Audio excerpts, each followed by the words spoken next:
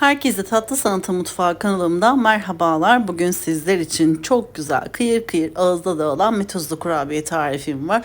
Şekliyle de beğeneceğinizi düşünüyorum. Öyleyse fazla vakit harcamadan hemen tarifime geçelim. Öncelikle uygun bir kabımızın içerisine 2 yemek kaşığı toz şekerimizi ekleyelim.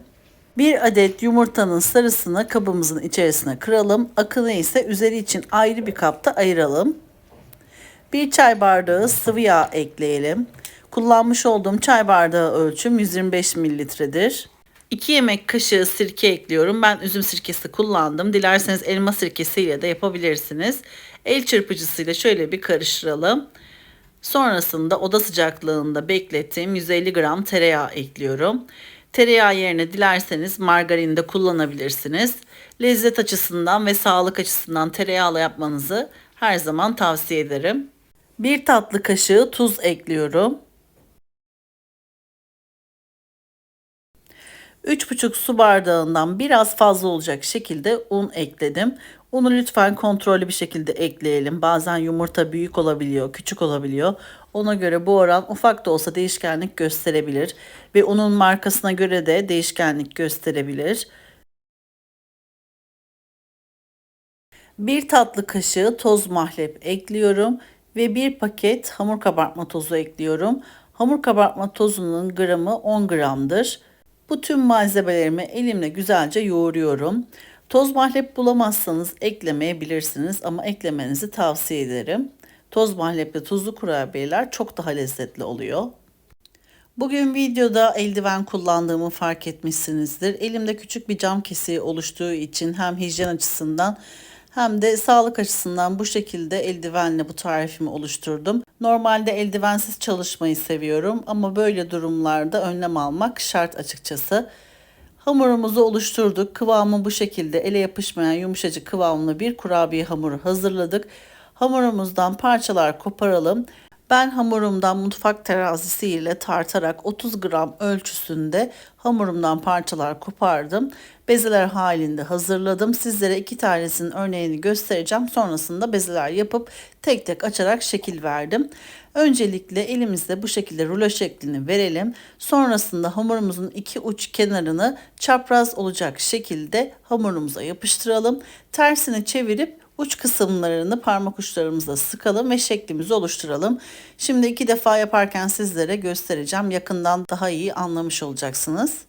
Toplamda bu malzeme ölçüleriyle bu boyutta şekil yaptığınız zaman 28 adet tuzlu kurabiye elde edebilirsiniz. Daha küçük boyutlarda yaparsanız eğer daha fazla sayıda elde edebilirsiniz. Sayısının daha fazla olmasını istiyorsanız malzeme ölçülerini yarı olarak arttırın. Daha fazla sayıda tuzlu kurabiyeler elde edebilirsiniz. Yakından da gördüğünüz gibi kurabiyemizin yapımı oldukça kolay ve şekli de çok şık. İstediğiniz şekillerde bu kurabiye hamuruna şekil verebilirsiniz. Kolaylıkla şekil alabilen bir kurabiye hamurudur. Yakından da gördüğünüz gibi bu şekilde hamurumuz bitene kadar kurabiyelerimizi hazırlayalım. Yağlı kase ile fırın tepsimizi aralıklı bir şekilde dizelim. Sonrasında bir fırça yardımıyla kenarda beklettiğimiz, ayırdığımız yumurta akını kurabiyelerimizin üzerine sürelim.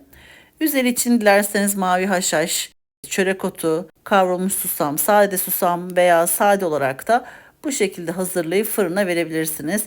Ben hem kavrulmuş susam hem sade susam karışımı kullandım. Bir de çörek otu kullandım. Yumurta akını sürdükten sonra üzerine çörek otunu ve kavrulmuş susamı serptim.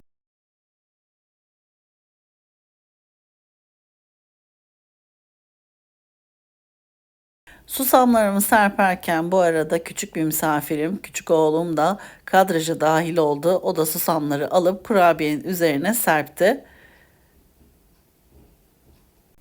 Tüm kurabiyelerimizin üzerine bu şekilde susamlarımızı serpelim. Sonrasında önceden ısınmış 180 derecelik fırın ayarında kurabiyelerimizin altı ve üzeri güzelce kızarana kadar pişirelim. Özellikle tuzlu kurabiyeleri ben biraz daha gevrek sevdiğim için fırında Biraz daha fazla tutuyorum. Yani yaklaşık 25 dakika kadar fırında tutalım. Ama kontrol ederek de pişirmeye özen gösterelim. Çünkü bazen fırının markasına göre ısıtma dereceleri farklılık gösterebilir.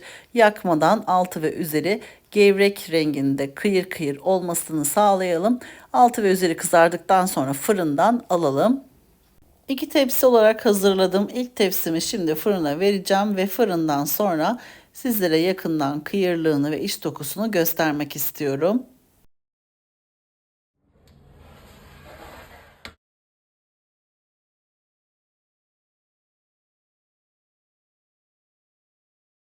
25 dakikanın sonrasında fırından kurabiyelerimiz çıktı. Yakından da gördüğünüz gibi çok güzel bir şekilde piştiler.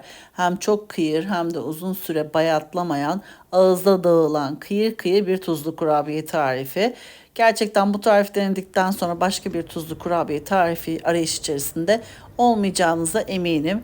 Çünkü bu tarifi ne zaman yapsam, kime ikram etsem herkes çok beğeniyor.